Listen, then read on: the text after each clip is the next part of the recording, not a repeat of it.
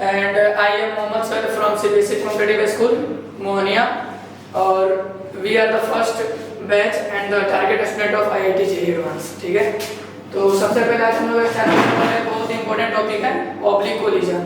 तो उससे पहले हम लोग कुछ एग्जांपल समझेंगे और फिर बाद में इसको डीपली एक्सप्लेन करेंगे और समझेंगे, ठीक है। तो हम लोग इसको स्टार्ट करते हैं। सबसे पहले देखते हैं अपना हेड ऑन कोलिजन। पहले जान लेते हैं हेड ऑन कोलिजन क्या होता है। सबसे पहले हेड ऑन कोलिजन जब होता है तब इसके कुछ कंडीशन लगता है, उस कंडीशन पे ये बेस्ड होता है, ठीक है। तो पहले इसका कंडीशन देख लेते हैं, समझ लेते हैं, लिख लेते हैं, उसके बाद हम लोग उसको फिगर से भी समझ लेंगे। तो पहले लिखते हैं, इसमें फर्स्ट कंडीशन जो होता है velocity of body is always along the line of action,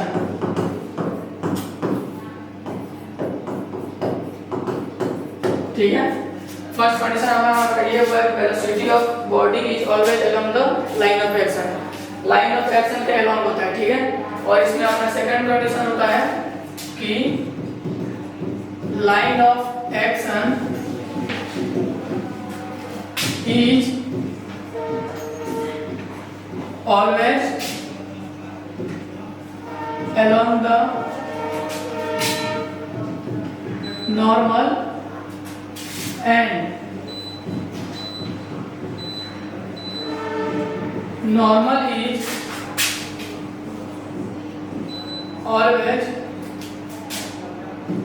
perpendicular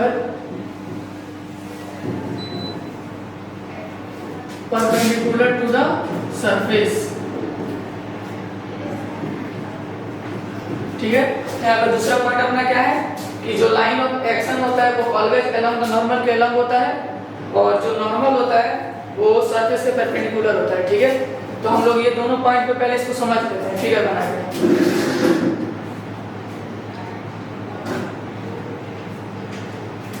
ये अपना दो कंडीशन हो गया, अब इसको हम लोग फिगर बनाते हैं।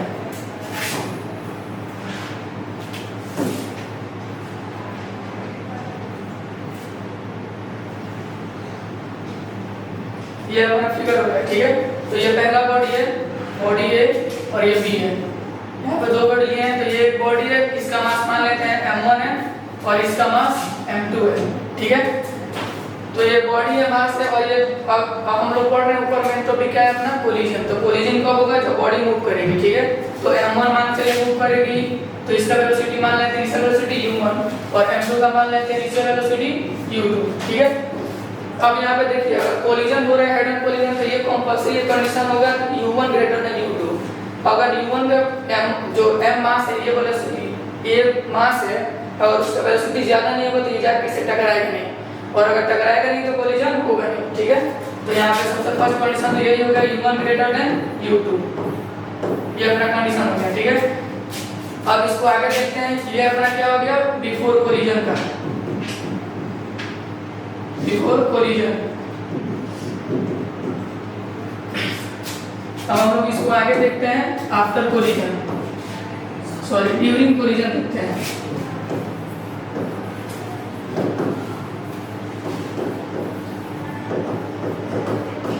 तो पहले हम लोग फिगर बना लेते हैं।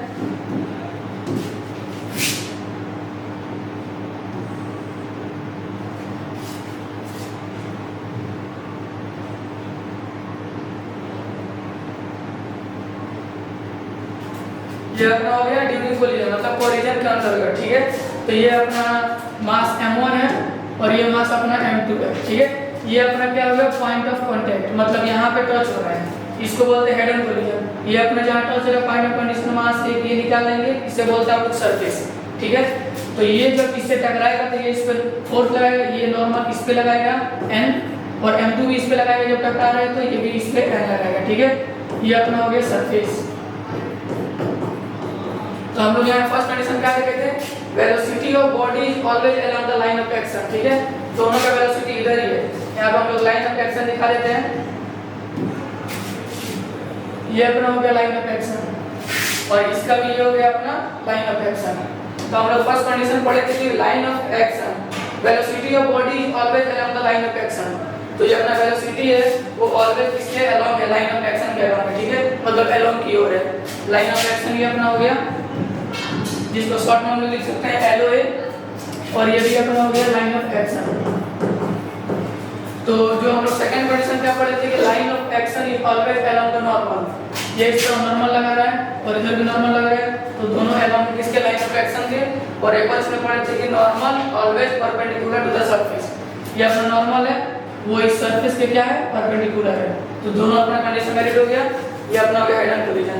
अब कोलिजन कई प्रकार के होते हैं, ये तो अपना जो देख लिया हम लोग हेड ऑन कोलिजन, ये हेड ऑन कोलिजन को एक चीज ये बोल सकते हैं 1D, मतलब वन डायमेंशन, इसको 1D कोलिजन भी बोल सकते हैं, ठीक है।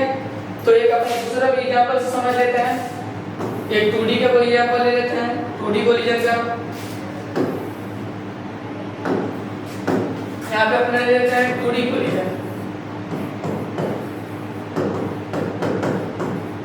वैसे अपना जो मेन टॉपिक है 2D कोलिजन, वो ऑब्लिक कोलिजन है, वो भी 2D कोलिजन है। तो यहाँ पर हम देख लेते हैं 2D कोलिजन, इसको फिगर से समझते हैं। पहले फिगर बना लेते हैं, ये अपना एक बॉडी हो गया और एक ही, इसका मास m1 है और इसका मास m2 है। ये भी इसका मान लेते हैं वेलोसिटी, इनिशियल वेलोसिटी u1 से मूव करेगा आगे की ओर, और ये भी आगे मूव करेगा u2 वेलोसिटी से। अब देखिए अगर इसका लाइन ऑफ एक्शन देखें तो इसका लाइन ऑफ एक्शन किधर होगा, ये होगा, ये होगा इसका लाइन ऑफ एक्शन, ठीक है। और ये हो गया अपना कंडीशन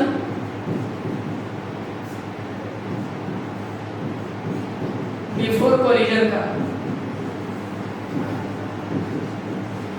ये हो गया बिफोर कोलिजन। अब देखते हैं आगे हम लोग जब कोलिजन होता है तब ड्यूरिंग कोलिजन का कंडीशन।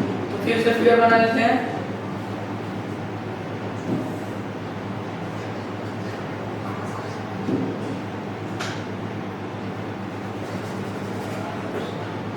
ये अपना फिगर हो गया ड्यूरिंग कोलिजन का। तो यहाँ पर लाइन ऑफ एक्शन क्या होगा, सेम वही होगा, ये हो गया अपना क्या, लाइन ऑफ एक्शन, ये अपना हो गया लाइन ऑफ एक्शन, ठीक है। इसका मास m1 है, पहले ही बता चुके हैं, और इसका मास क्या है, m2 है, ठीक है। तो यहाँ पे देखिए ये हो गया अपना पॉइंट ऑफ कांटेक्ट, ये क्या आ जाएगा, सरफेस, ठीक है, क्योंकि लाइन ऑफ एक्शन सरफेस के परपेंडिकुलर होता है और नॉर्मल भी।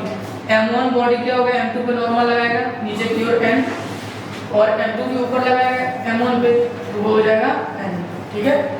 तो हम लोग देख लिए। अभी हम लोग ये सिर्फ समझ लिए, हम लोग अपना मेन टॉपिक स्टार्ट करते हैं जो हम लोग का था शुरू में, वो था अपना ओब्लिक कोलिजन।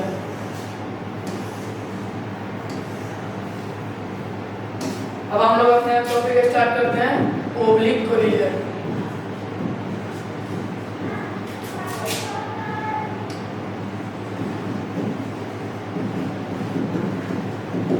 अब सबसे पहले इसे पढ़ने से पहले जानें तो ओब्लिक कोलिजन होता क्या है। तो देखिए ओब्लिक कोलिजन का डेफिनेशन होता है, ओब्लिक कोलिजन किसे कहते हैं, व्हेन अगर किसी एक बॉडी के पास कुछ वेलोसिटी होता है और वो कुछ एंगल बनाता है लाइन ऑफ एक्शन के साथ, ठीक है। तो ये डेफिनेशन को लिख लेते हैं। तो डेफिनेशन क्या होगा अपना, oblique collision take place when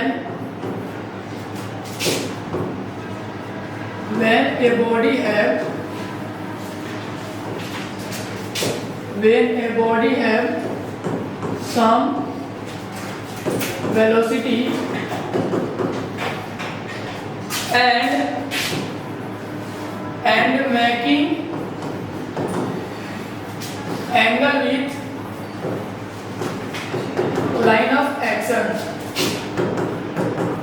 ठीक है। ये अपना लाइन ऑफ एक्शन, मतलब कि ओब्लिक कोलिजन क्या होता है कि oblique collision take place when a body have some velocity, एक बॉडी के पास कुछ वेलोसिटी होता है और वो कुछ एंगल बनाता है लाइन ऑफ एक्शन के साथ, ठीक है। तो इसका डेफिनेशन हो गया, और इसके भी कुछ कंडीशन होते हैं, ठीक है। वो कंडीशन हम लोग पढ़ लेंगे, उसके बाद सब फिगर्स हम लोग उसको बढ़िया से समझ लेंगे, ठीक है। तो पहले हम लोग कंडीशन कुछ लिख लेते हैं,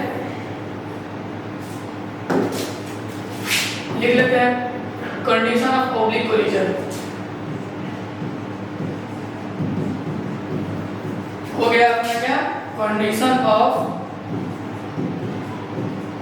ऑब्लिक कोलिजन। अब कुछ कंडीशन होता है तो क्या होता है, हम लोग जान लेते हैं पहले। तो फर्स्ट कंडीशन क्या होता है कि we draw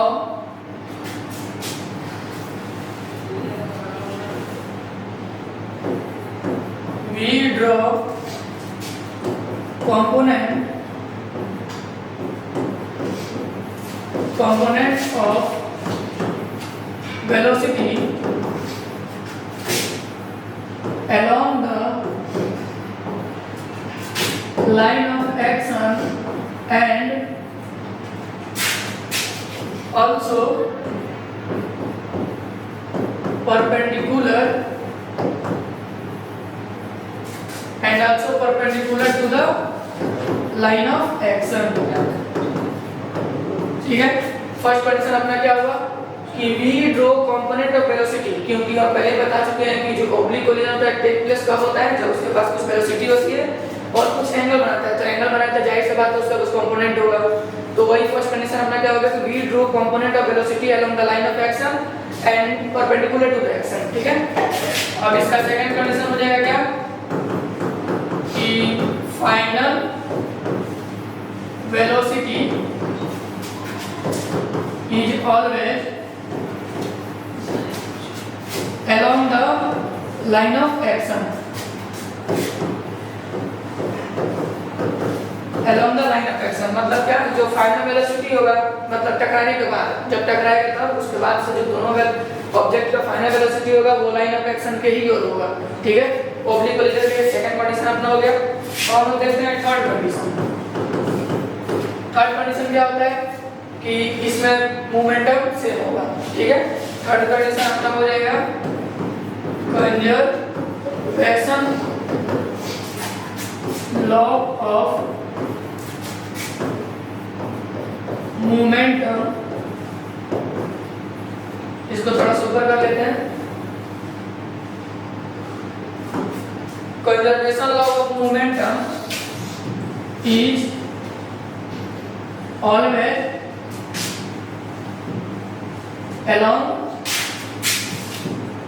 along the line of action।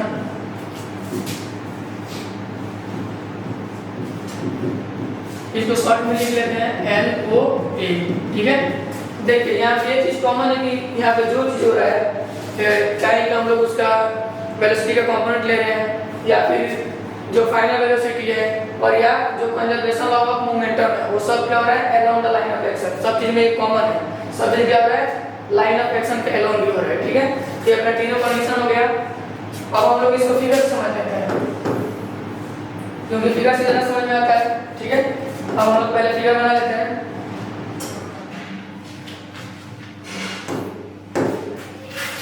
जैसे ये अपना हो गया फर्स्ट बॉडी, ठीक है, और ये अपना हो गया दूसरा।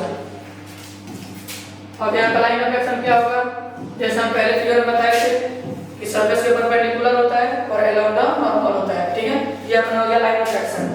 तो ये अपना फर्स्ट ऑब्जेक्ट है जिसका मास कुछ होगा तो मान लेते हैं m1, सेकंड ऑब्जेक्ट है इसका मास कुछ होगा तो मान लेते हैं m2, और ये कुछ वेलोसिटी से आगे चलेगा, वो वेलोसिटी अपना मान लेते हैं u1 और इसका वेलोसिटी मान लेते हैं u2।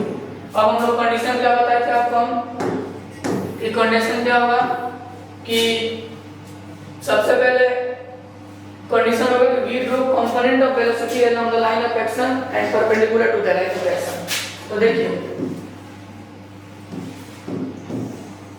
यहाँ पे जो हम लोग फिगर बनाए हैं, तो हम डिफिनेशन में क्या बताए थे कि ऑब्लिक कोलिजन उससे बोलते हैं कि जो कुछ एंगल बनाए थे। यहाँ पे ये लाइन ऑफ एक्शन हो गया अपना, ये हो गया लाइन ऑफ एक्शन। अब इसके साथ मान लेते हैं कि फर्स्ट जो वेलोसिटी है वो एंगल बना रही है अल्फा और ये मान लेते हैं बीटा।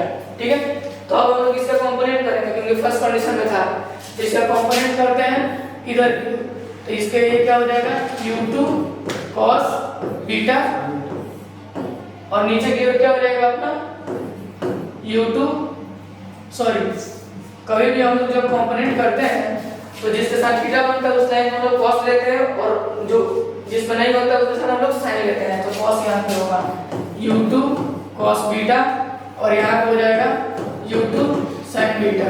वैसे ही सेम इसमें हो जाएगा, इसका भी कंपोनेंट यहाँ पे करेंगे तो ये क्या हो जाएगा u1 sin अल्फा और ये अपना क्या हो जाएगा along the line of action u1 cos alpha. Second condition हम बताए थे कि जो फाइनल वेलोसिटी होती है वो क्या होती है along the line of action, ठीक है। अब एक और फिगर बनाते हैं, ये तो अपने कंडीशन है किसका बिफोर कोलिजन का, ठीक है। ये अपना हो गया बिफोर कोलिजन। अब हम लोग आगे बनाते हैं फिगर।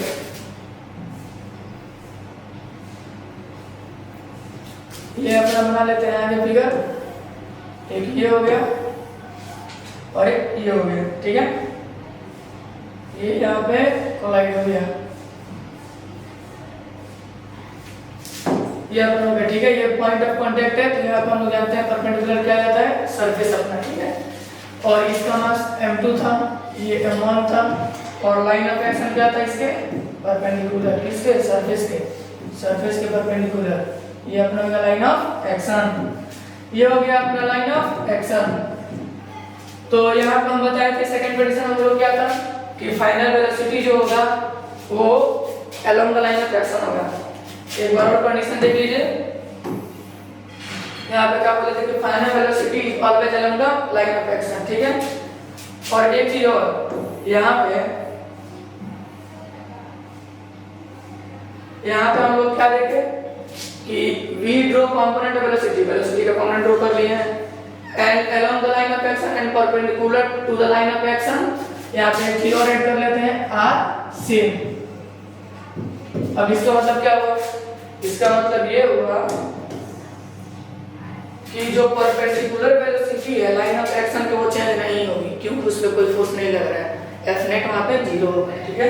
तो यहाँ पे अपना जो वेलोसिटी है वो तो ये तो परपेंडिकुलर वाला चेंज नहीं होगी, u1 sin अल्फा इस पे लग रहा था और इस पे क्या लग रहा था अपना u2 sin बीटा, ठीक है। और लेकिन ये जो होगा अपना नीचे की ओर इसका मान लेते हैं कुछ वेलोसिटी हो जाएगा m1 का v1 और इसके नीचे की ओर हो जाएगा v2 और ये इस पे नॉर्मल फोर्स नीचे की ओर लगेगा n और ये भी इस पे लगेगा n, ठीक है। तो यहाँ पे हम लोग देख रहे हैं फाइनल वेलोसिटी चेंज हो रही है लेकिन जो परपेंडिकुलर वेलोसिटी है वो चेंज नहीं हो रही है, ठीक है। तो यहाँ पे ये अपना हो गया, ये हो गया ड्यूरिंग कोलिजन का कंडीशन। क्या हो गया ड्यूरिंग कोलिजन, ठीक है। ये अपना हो गया ड्यूरिंग कोलिजन कंडीशन। तो देखिए यहाँ पे हम लोग तीन कंडीशन पढ़े हुए थे, तीन कंडीशन पढ़े कि v ड्रॉ पहला कंडीशन हम लोग कर लिए, वेलोसिटी का कंपोनेंट v ड्रॉ कर लिए और हम लोग उसको फाइनल वेलोसिटी का जो वेलोसिटी है जो फाइनल वेलोसिटी होगी हम लोग देख चुके हैं, ठीक है। अब हम लोग का बचा लास्ट ये, तो इसमें तीन इंपॉर्टेंट पॉइंट, तो लास्ट इंपॉर्टेंट पॉइंट क्या है अपना कि conservation law of momentum is always along the line of action, ठीक है। तो हम लोग थर्ड कंडीशन बात करेंगे, तो हम लोग अपने थर्ड कंडीशन को आगे बढ़ाते हैं। थर्ड कंडीशन में क्या था कंजर्वेशन लॉ ऑफ मोमेंटम, ये अपना हो गया कंजर्वेशन लॉ ऑफ मोमेंटम, ठीक है। अब कंजर्वेशन ऑफ मोमेंटम क्या होता है, तो वही होता है कि इनिशियल मोमेंटम जो होता है वो फाइनल इक्वल होता है, उसमें एनर्जी में कोई चेंज नहीं आता है ना ही एनर्जी लॉस होती है, ठीक है। तो यहाँ पे क्या हो जाएगा हम लिख सकते हैं कि P इनिशियल बराबर P फाइनल, ठीक है। अब जैसे हम इसका नॉर्मल कंडीशन क्या जानते हैं कि एज वी नो दैट क्या होता है m1 u1 plus m2 u2 is equal to m1 v1 plus m2 v2, ठीक है।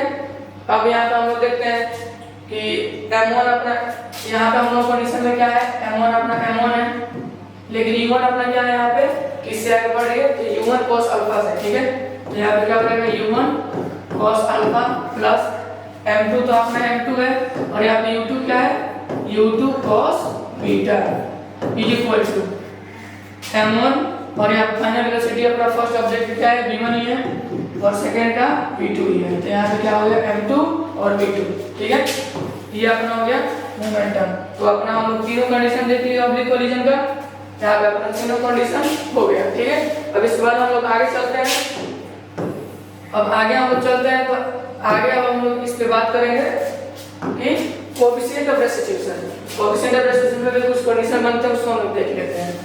तो अगला अपना टॉपिक क्या है, कोएफिशिएंट ऑफ रेस्टिट्यूशन, ठीक है। ये अपना हो गया कोएफिशिएंट ऑफ रेस्टिट्यूशन, ठीक है। तो हम देख लेते हैं आगे कंडीशन में कोएफिशिएंट ऑफ रेस्टिट्यूशन। तो जैसे हम लोग जानते हैं as we know that normal formula तो हम लोग जानते हैं क्या होता है, और कोएफिशिएंट ऑफ रेस्टिट्यूशन को किससे डिनोट किया जाता है, ई से, ठीक है। तो ये अपना हो गया क्या हो गया, ई हो गया, ठीक है। तो हम लोग लिख लेते हैं फार्मूला इसका जो होता है normal, E is equal to velocity, sorry ये अपना हो जाएगा वेलोसिटी ऑफ सेपरेशन अपॉन क्या हो जाएगा, वेलोसिटी ऑफ अप्रोच, ठीक है। ये हो गया अपना velocity of separation upon velocity of approach, ठीक है। तो अब हम लोग इस पे आगे बढ़ते हैं। तो हम लोग इसका नॉर्मल फॉर्मूला जानते हैं क्या होता है, E बराबर हम लोग क्या जानते हैं कि v1 minus v2, sorry v लिख लेते हैं, v1 minus v2 upon u1 minus u2, ठीक है। क्योंकि हम लोग फाइनल जो वेलोसिटी होता है फाइनल ऑब्जेक्ट का, उसका इनिशियल का ज्यादा होता है और फाइनल कम होता है, तभी तो कोलिजन होता है, ठीक है। तो हम लोग यहाँ पे आगे इसको बनाते हैं। तो इसको हम लोग आगे लिखेंगे तो क्या हो जाएगा, अपना E तो E है और v1 क्या है, v1 माइनस v2 है, लेकिन यहाँ पे हम लोग का इनिशियल वेलोसिटी क्या है, u1 cos alpha minus second mass का इनिशियल वेलोसिटी क्या हुआ अपना, हम लोग ऊपर फाइंड किया हुआ है u2 cos बीटा, ठीक है। ये अपना हो गया E। तो E का वैल्यू हमारा यहाँ पे आ गया, ठीक है। अब देखिए यहाँ पे तीन कंडीशन बनता है, किस का बनता है, पहला तो इलास्टिक, दूसरा इनइलास्टिक और तीसरा पार्शियल, ठीक है। तो हम लोग तीनों कंडीशन किसको देखते हैं। तो हम लिखते हैं कंडीशन नंबर 1। कंडीशन नंबर 1 किसका होगा, इलास्टिक का, ठीक है, इलास्टिक कोलिजन का। तो इलास्टिक कोलिजन में क्या होता है, अगर इलास्टिक कोलिजन हम देखेंगे तो इलास्टिक कोलिजन में जो होता है E की वैल्यू 1 होती है, ठीक है। तो यहाँ पे क्या हो जाएगा, E इज इक्वल टू 1, ठीक है। तो यहाँ पे अगर E की वैल्यू 1 रखेंगे तो ये इसको रख देख लेते हैं, ठीक है। E equal 1 is equal to v1 minus v2 upon u1 cos alpha minus u2 cos beta, ठीक है। हम लोग इसको आगे सॉल्व करते हैं। हम लोग इसको आगे सॉल्व करेंगे तो क्या हो जाएगा, अपना जनरल मल्टीप्लाई होगा तो 1 से 1 ही हो जाएगा, क्योंकि 1 से कुछ भी मल्टीप्लाई होता है तो वो सेम ही हो जाता है। तो क्या हो जाएगा, u1 cos alpha minus u2 cos beta, और ये इक्वल किसको हो जाएगा, v1 माइनस v2 के, ठीक है। तो ये अपना कंडीशन है किसके लिए, फर्स्ट के लिए, इलास्टिक के लिए। अब हम लोग देख लेते हैं सेकंड कंडीशन। इस पे सेकंड कंडीशन क्या हो जाएगा अपना, कि इनइलास्टिक का, ठीक है। सेकंड कंडीशन हो जाएगा अपना इनइलास्टिक। तो इनइलास्टिक में क्या होता है अपना, जो E की वैल्यू होता है वो 0 के इक्वल होता है, ठीक है। अगर हम लोग E की वैल्यू यहाँ पे जो हम फार्मूला बताएं, E की वैल्यू अगर हम लोग यहाँ पे 0 रखें तो ये पूरा नीचे वाला जो अपना स्टेटमेंट इधर जाकर मल्टीप्लाई होगा तो वो भी 0, तो यहाँ पे v1 इक्वल टू v2 आ जाएगा, ठीक है। तो यहाँ पे सेकंड कंडीशन हो गया अपना। तो यहाँ पे क्या हो जाएगा अपना, v1 बराबर v2 हो जाएगा, ठीक है। अब देखिए, अब हम लोग देखते हैं थर्ड के लिए। थर्ड अपना क्या होता है, पार्शियल होता है, पार्शियल इलास्टिक और पार्शियल इनइलास्टिक। तो लिख लेते हैं अपना पार्शियल इलास्टिक और इनइलास्टिक का, ठीक है। इसमें क्या होता है अपना, E की वैल्यू क्या होता है, 0 और 1 के बीच में होता है, मतलब 0 से बड़ा और 1 से छोटा, ठीक है। तो अब यहाँ पे E नहीं कि यहाँ पे जैसे E की वैल्यू 1 होती है तो हम लोग 1 रख के देख लिए, और यहाँ पे E की वैल्यू 0 है तो यहाँ पे 0 रख के देख लिए, v1 बराबर v2 हो गया। अब यहाँ पे जब E की वैल्यू 0 और 1 के बीच में लाई कर रहा है तो ये नहीं कि 0 और 1 के बीच में 0.5 आ जाए तो वो रख के बना लेंगे, नहीं। इसके हम लोग अलग अलग कंडीशन देगा, ठीक है। क्वेश्चन में गिवन होगा कि पार्शियल में क्या होता है। तो 0 और 1 के बीच में बहुत कुछ आता है, 1/2, 1/3, 1/5 etc। ठीक है, ये आपका हो गया। अब इसके बाद हम लोग आगे बढ़ते हैं। तो आगे हम लोग का इंपॉर्टेंट कंडीशन है। ठीक है, आगे हम लोग का 5 इंपॉर्टेंट कंडीशन है जिस पर डायरेक्टली क्वेश्चन पूछता है। ठीक है, वो इंपॉर्टेंट बहुत जरूरी है जिसको हम आप लोग अपने नोट्स में लिख सकते हैं, नोट बना के नोट। ठीक है, तो इसमें हम लोग सबसे पहला पढ़ते हैं। ठीक है, तो पहला अपना क्या होगा, पहला अपना ये होगा कि अगर मान लेते हैं कि किसी भी एक वेलोसिटी बहुत बड़ा है, ठीक है ना, उसका वेलोसिटी बहुत ज्यादा है और दूसरे का कम है, तो अगर वो उससे टकराएगा तो उसका इफेक्ट उस पर कम देगा। ठीक है, तो फर्स्ट कंडीशन हम लोग लिख के समझते हैं। ठीक है, तो अपना फर्स्ट कंडीशन इसमें क्या हो जाएगा, फर्स्ट कंडीशन लिख लेते हैं, if mass of a body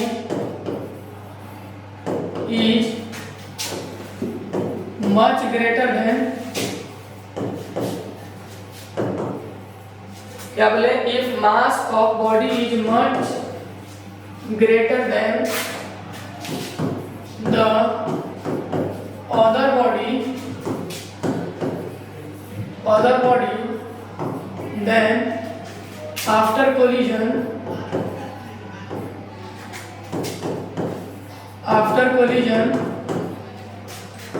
the velocity of bigger या लार्जर बोल सकते हैं बिगर बॉडी इज सेम, मतलब उसकी चेंज नहीं होगी। अगर कब आइदर इलास्टिक हो या इनइलास्टिक हो या फिर पार्शियल। ठीक है, इसमें हम लोग क्या करेंगे कि अगर एक बॉडी का मास बहुत बड़ा है, एक बहुत छोटा है, ठीक है, तो अगर कोलिजन होगा तो कोलिजन होने के बाद क्या बड़ा वेलोसिटी का बड़ा मास का जो वेलोसिटी होगा वो चेंज नहीं होगा। क्यों नहीं होगा, क्योंकि अगर हम लोग लाइफ में रियल लाइफ में एग्जांपल देख लेते हैं, दीवार है, दीवार पर हम लोग बॉल मारते हैं तो वो रिबाउंड कर जाता है, क्या उसका वेलोसिटी चेंज होता है, दीवार का नहीं होता है। ठीक है, वैसे यहाँ पे है कि if mass of a body is much greater than the other after collision velocity of bigger body is same either elastic inelastic और पार्शियल। ठीक है, इसको हम लोग समझ लेते हैं। जैसे मान लीजिए ये अपना लाइट बॉडी है, लाइट बॉल मान लेते हैं, हल्की बॉल। ठीक है, लाइट बॉल ये ऊपर से गिर रही है कुछ हाइट से और ये अपना ग्राउंड हो गया। ये अपना ग्राउंड क्या हो गया, हेवी बॉडी। क्या हो गया, अपना हेवी बॉडी। ठीक है, तो ये बॉल अगर इस पे गिरेगी तो क्या हेवी बॉडी जो अर्थ का है उसका वेलोसिटी चेंज होगा नहीं। ठीक है, तो ये मान लीजिए एच साइड से इसको गिराते हैं। ठीक है, एच साइड से। अब देखिए हम लोग क्या कंडीशन देंगे कि वेलोसिटी जो बिगर का होगा वो चेंज नहीं होगा। तो यहाँ पे जो बिगर वेलोसिटी आता है √2gh। अब ये आता कैसे है, तो देखिए यहाँ पे इनिशियल वेलोसिटी इसका क्या है, 0 है, यहाँ फाइनल v है। ठीक है, तो हम लोग सेकंड इक्वेशन ऑफ मोशन जानते हैं क्या होता है, v² = u² + 2gh। तो यहाँ पे u अपना क्या है, u अपना 0 है, तो यहाँ पे u 0 रखेंगे तो क्या आएगा, v² = 2gh। तो यहाँ से हम लोग v निकालेंगे तो स्क्वायर रह जाएगा, रूट बन जाएगा, तो यहाँ पे हो जाएगा v = √2gh। तो अपना ये आ गया। तो ये अपना हो गया इंपॉर्टेंट पॉइंट का नोट्स का फर्स्ट कंडीशन। अब हम देखते हैं इसका सेकंड कंडीशन। ठीक है, तो ये अपना हो जाएगा सेकंड कंडीशन। सेकंड कंडीशन में क्या हो जाएगा, सेकंड कंडीशन इससे रिलेटेड है। अब देखिए यहाँ पे कंडीशन 5 कंडीशन कैसे बनेगा। जैसे मान के चलिए कि बॉडी ऊपर से गिर रहा है, बॉल गिर रहा है ग्राउंड पे, तो कई बार कोलाइड करेगा। मान लेते हैं n टाइम्स कोलाइड किया, तो वो n टाइम्स कोलाइड करेगा तो कुछ डिस्टेंस भी तय करेगा, टाइम भी लेगा और उसकी कुछ हाइट भी होगी। तो हम लोग वही सब कंडीशन मिलाकर 5 कंडीशन बनते हैं। तो फर्स्ट कंडीशन हम लोग देख लिए कि वेलोसिटी का, तो यहाँ पे अपना सेकंड कंडीशन क्या है, डिस्टेंस का। ठीक है, तो हम लोग यहाँ पर सेकंड कंडीशन लिख लेते हैं कि इन द अबव सिचुएशन, जो ऊपर हम लोग किया अभी, in the above situation the In the above situation, in the figure,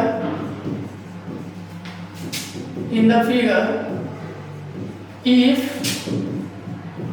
E is the, क्या होगा अपना, if E is the coefficient of restitution, if E is the coefficient of restitution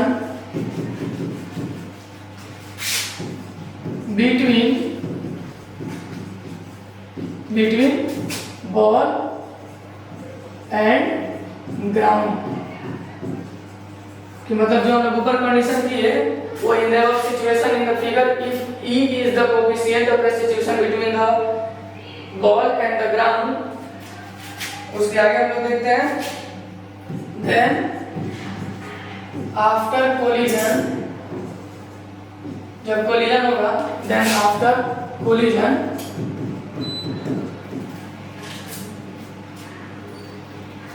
if, हम लोग आगे देखते हैं आफ्टर कोलिजन, आफ्टर कितना collision हम लोग लेते हैं कि आफ्टर nth कोलिजन, क्योंकि बॉल जब जमीन पे गिरेगा तो एक बार तो लड़ेगा नहीं, देन आफ्टर nth कोलिजन। अब इसमें भी दो कंडीशन हम लोग हो जाएंगे, क्या हो जाएंगे, एक पहला तो अपना हो जाएगा कि nth कोलिजन करने के बाद डिस्टेंस कितना तय किया, वेलोसिटी उसका कितना हुआ, तो हम लोग मान लेते हैं उसका हम लोग वेलोसिटी कितना हुआ आफ्टर कवरिंग nth कोलिजन, तो क्या हो जाएगा, फर्स्ट हम लोग देख लेते हैं स्पीड ऑफ बॉल क्या हो जाएगा, ठीक है। तो अपना nth कोलिजन करने के बाद बॉल का स्पीड क्या होगा, क्वेश्चन पूछ सकता है, तो इसका फॉर्मूला होता है v बराबर e की power n into v not, ठीक है। ये अपना हो गया सेकंड कंडीशन, सॉरी सेकंड का फर्स्ट कंडीशन। अब इसमें सेकंड कंडीशन क्या हो जाएगा, एक तो स्पीड हो गया, दूसरा हम लोग क्या पूछ सकते हैं कितना डिस्टेंस तय किया, ठीक है, डिस्टेंस, और यहाँ पे कितना हाइट अचीव किया, तो हम लोग लिख लेते हैं height achieve by ball in nth collision, ठीक है। तो अपना क्या हो जाएगा, height achieve by nth collision में क्या हो जाएगा, हाइट h बराबर उसका हो जाता है फॉर्मूला e की पावर 2n इंटू h, ये अपना कैपिटल H इसको लिख लेते हैं h, कि nth कोलिजन जब बॉल किया तो उसके बाद वो कितना हाइट अचीव किया, इसमें हम लोग ये फॉर्मूला लगा के डायरेक्ट कर सकते हैं। और लोग देखते हैं तीसरा कंडीशन इसका, हम लोग दो कंडीशन पढ़ चुके हैं, अब हम लोग इसका तीसरा कंडीशन देखते हैं कि जब nth बार जमीन पर लड़ा तो कितना हम लोग डिस्टेंस तय किया, अब वो देख लेते हैं, ठीक है। तो हम लोग तीसरा कंडीशन में क्या लिखेंगे कि total distance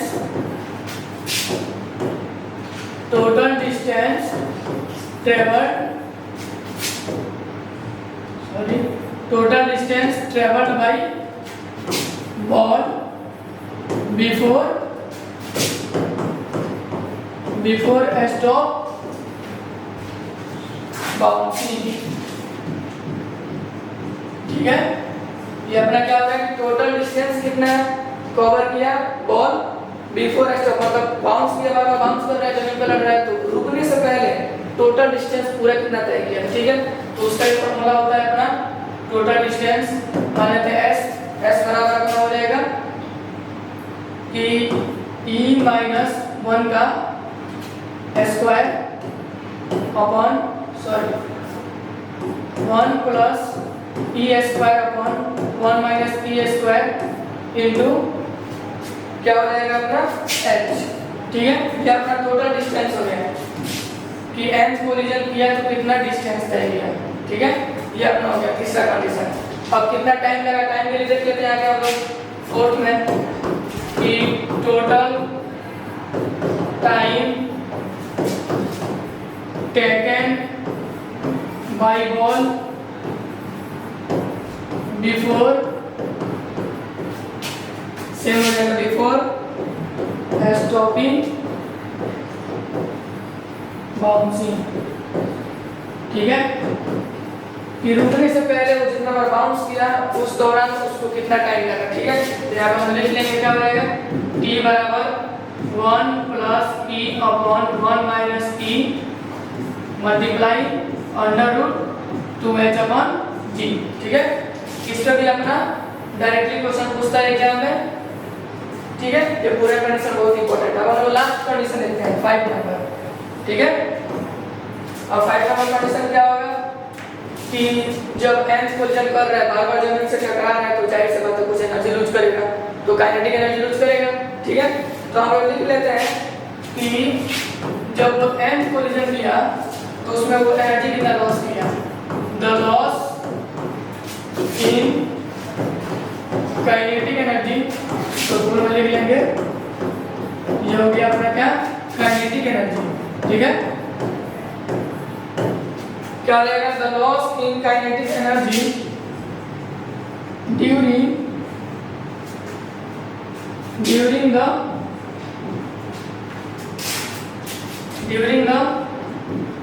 nth collision of ball. मतलब बॉल nth कोलिजन कर रहा है तो उसमें कितना काइनेटिक एनर्जी का लॉस कर रहा है। ठीक है, तो हम लोग जानते हैं काइनेटिक एनर्जी, इसका फॉर्मूला क्या हो जाएगा, इसका हो जाएगा half m1 m2 upon m1 plus m2 और क्या हो जाएगा u1 माइनस u2 का होल स्क्वायर। ये तो हम लोग पहले जानते हैं, लेकिन इसमें एक चीज और जुड़ जाता है, क्या हो जाता है 1 माइनस e स्क्वायर से मल्टीप्लाई हो जाता है। ठीक है, तो ये अपना फॉर्मूला बन गया किसका, कि कितना बॉल nth कोलिजन किया तो उसका एनर्जी में कितना लॉस हुआ, तो ये अपना टोटल एनर्जी लॉस हो गया। ठीक है, तो यहाँ पे अपना टॉपिक खत्म होता है। आशा करता हूँ आप लोगों को समझ में आया होगा। थैंक यू, धन्यवाद।